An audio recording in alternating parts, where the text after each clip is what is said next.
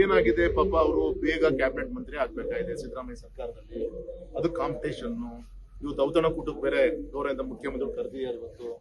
ಹಾಗಾಗಿ ಅವ್ರನ್ನ ಪ್ಲೀಸ್ ಮಾಡ್ಲಿಕ್ಕೋಸ್ಕರ, ಯಾಕಂದ್ರೆ ಅವರ ಮನಸ್ಥಿತಿನೂ ಕೂಡ ಗೌರವದಿಂದ ಮುಖ್ಯಮಂತ್ರಿ ಮನಸ್ಥಿತಿನೂ ಕೂಡ ಅದೇ ಇದೆ. ಮಾತಿದ್ದರೆ ಹಗುರವಾಗಿ ಮಾತಾಡುವಂತ, ನಮ್ಮ ಹಿಂದುತ್ವದಲ್ಲೂ ಕೂಡ ಅಹಿಷ್ಣುತೆ ಇದೆ ಅನ್ನೋ ರೀತಿಯಲ್ಲಿ, ಸಹಿಷ್ಣುತೆ ಇಲ್ಲ ಅನ್ನೋ ರೀತಿಯಲ್ಲಿ ಮಾತಾಡುವಂತ ಕೆಲಸ ಮುಖ್ಯಮಂತ್ರಿಗಳು ಮಾಡ್ತಾರೆ. ಮತ್ತೆ ಅವ್ರ ಶಿಷ್ಯರಾಗಿ ನಾವು ಇನ್ನೇನು ನಿರೀಕ್ಷೆ ಮಾಡ್ಲಿಕ್ಕಾಗುತ್ತೆ. ಹಾಗಾಗಿ ಇದೆಲ್ಲದೂ ಕೂಡ ರಾಜಕೀಯ ಪೊಲಿಟಿಕಲ್ ಸ್ಟೇಟ್ಮೆಂಟ್. ಅವರ ಉಳಿವಿಗೋಸ್ಕರ ನಮ್ಮಲ್ಲಿ ಒಳ್ಳೆಯ ವಿಚಾರಗಳನ್ನು ಕೂಡ ತಪ್ಪದಾರಿ ತಗೊಂಡು ಒಂದು ಕೆಲಸವನ್ನ ಮಾಡ್ತೀರಾ ಜನ ಬುದ್ಧಿ.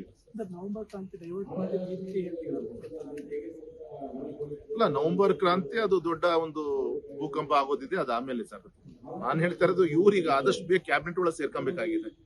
ಒಬ್ಬನಿಗೆ ಕ್ಯಾಬಿನೆಟ್ ಮಂತ್ರಿ ಸ್ಥಾನ ಉಳಿಸ್ಕೊಬೇಕಾಗಿದೆ, ಇನ್ನೊಬ್ರು ಕ್ಯಾಬಿನೆಟ್ ಸೇರ್ಬೇಕಾಗಿದೆ. ಇವರಿಬ್ಬರ ವೈಯಕ್ತಿಕೋಸ್ಕರ ಈ ವಿಚಾರಗಳನ್ನ ಈ ರೀತಿಯಿಂದ ಚರ್ಚೆ ಮಾಡಿ ಭೂಕಂಪ ಆಗುತ್ತೆ, ಆ ದಿನಗಳು ಬರುತ್ತೆ.